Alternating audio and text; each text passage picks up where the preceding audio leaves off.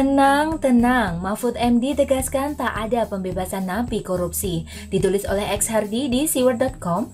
Halo, kembali lagi bersama Suara Rahmat. Sebelum berlanjut, jangan lupa subscribe dan nyalakan loncengnya ya, agar kalian yang pertama mendapat informasi terbaru dari kami. Ternyata ada sedikit ribut-ribut soal dampak dari munculnya wabah corona, yaitu wacana untuk membebaskan para narapidana untuk mencegah meluasnya penularan virus corona. Hal ini sesuai dengan pernyataan dari Menteri Hukum dan HAM, Yasona Hamonangan Lauli. Dia menyebut akan merevisi PP 99 tahun 2012 untuk mengatasi potensi penyebaran virus corona SARS-CoV-2 di lapas. Alasannya adalah kondisi lapas di Indonesia yang sudah melebihi kapasitas sehingga rawan terhadap penularan corona. Ada 4 kriteria napi dengan syarat tertentu yang bisa dibebaskan dari revisi PP tersebut. Seperti napi narkotika dan korupsi, ada kriteria tertentu dan sudah diklarifikasi oleh menteri yang bersangkutan. Sayangnya sudah beredar luas. Napi inilah yang menjadi perdebatan panas di antara warga. Banyak yang tidak suka dan menyayangkan langkah ini. Info ini sudah terlanjur viral meski sudah diklarifikasi.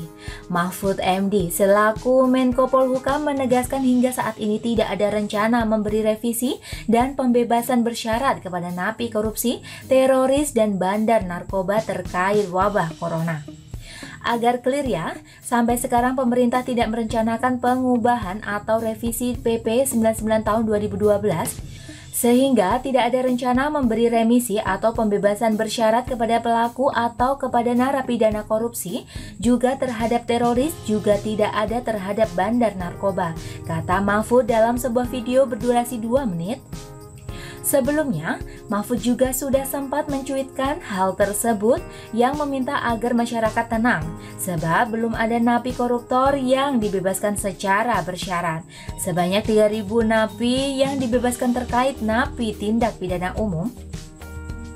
Saya pribadi agak sangat tidak setuju dengan usulan bahwa napi kelas kakap seperti mereka yang terlihat dengan kasus korupsi, narkoba, terorisme, atau pembunuhan harus dibebaskan. Sangat tidak setuju, dan siapapun yang mempertimbangkan ini barang sedikit saja pantas dipertanyakan logikanya. Korupsi sudah merajalela di negara ini, sudah merasuk ke seluruh sendi dan lini pemerintahan, dari tingkat atas hingga terbawah. Di mana ada anggaran, maka di situ akan ada celah dan potensi untuk melakukan korupsi. Korupsi sudah menjadi budaya yang dimaklumi di negara ini. Hukumannya malah tidak ada yang menimbulkan efek jera.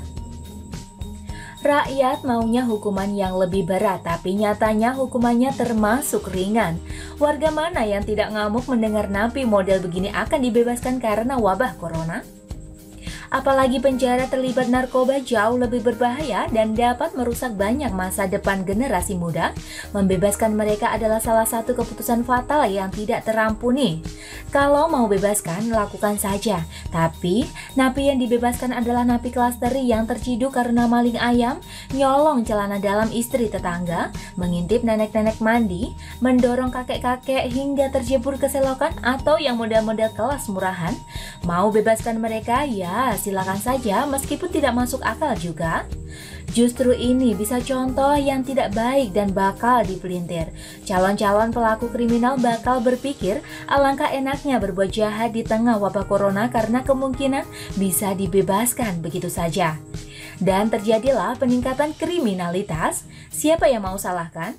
Intinya, kita semua tegas menolak pembebasan napi korupsi. Di negara lain, mereka ini sudah menjadi sejarah memalukan, tinggal nama doang. Di sini, hidupnya sangat enak. Hukuman yang berat-berat amat, dipotong remisi, hari raya, hari kemerdekaan, dan hari-hari lain entah nama. Hukuman entah tinggal berapa lama, ini saja kita sudah tidak rela, bukan? Apalagi katanya sel yang dihuni oleh napi korupsi tidak penuh sehingga alasan pembebasan dengan menyeret wabah corona menjadi tidak nyambung.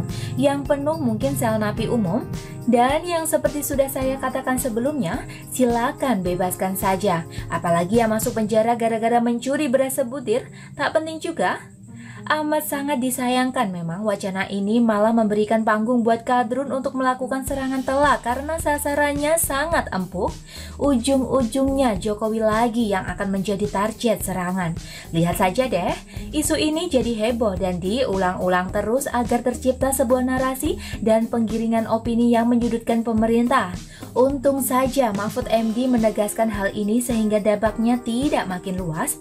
Mereka tak usah dibebaskan deh, dan publik pasti akan sangat bersyukur 7 hari 7 malam. Dan bagaimana menurut Anda teman-teman? Silahkan tulis komentar di bawah, jangan lupa like, subscribe, dan share ke media sosial Anda. Artikel ini bisa dilihat secara lengkap di halaman siward.com. Terima kasih, sampai jumpa.